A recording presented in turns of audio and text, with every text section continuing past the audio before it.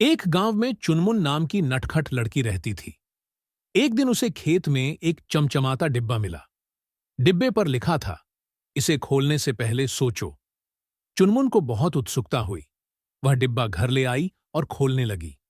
तभी उसकी दादी ने रोका और कहा, चुनमुन, बिना जाने कुछ भी मत खोलो। ये जादुई डिब्बा हो सकता है। चुनमुन ने हिम्मत जुटाई और डिब्बे को धीरे धीरे खोला। अंदर से हल्की सी रोशनी निकली। डिब्बे में एक कागज रखा था जिस पर लिखा था, तुमने साहस दिखाया, अब तुम्हें एक गुप्त खजाना मिलेगा। डिब्बे के नीचे से अचानक एक नक्शा निकला।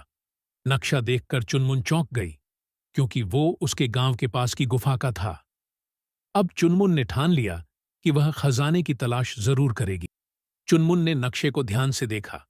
नक्शे पर गुफा का रास्ता साफ साफ दिख रहा था और वह जानती थी कि यह गांव के पास ही कहीं है।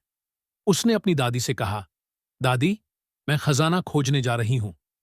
दादी ने चिंतित होकर कहा, पर बेटा, यह रास्ता बहुत खतरनाक हो सकता है। सोच समझकर कदम बढ़ाना। चुनमुन ने दादी की बातों को नजरअंदाज करते हुए, मन में साहस भरते हुए अपना रास्ता तय किया। वह अपने छोटे से बैग में पानी और खाने के कुछ सामान डालकर घर से निकल पड़ी।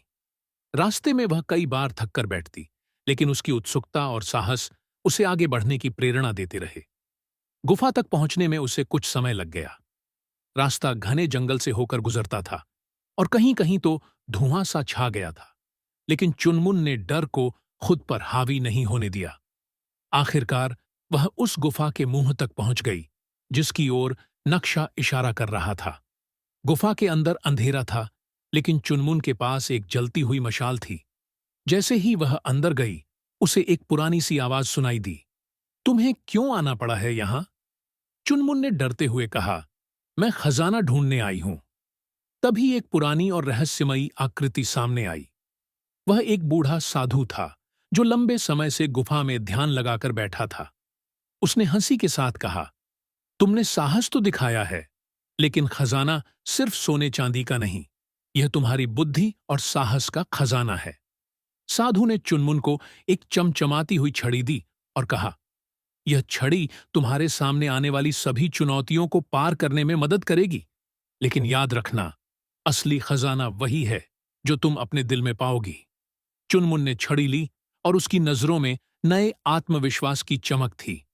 वह समझ गई कि खजाना सिर्फ किसी स्थान पर छिपा नहीं होता, बल्कि वो उस रास्ते में छिपा होता है जो हमें चुनना पड़ता है। आगे क्या होगा, यह जानने के लिए अगली कहानी का इंतजार करें।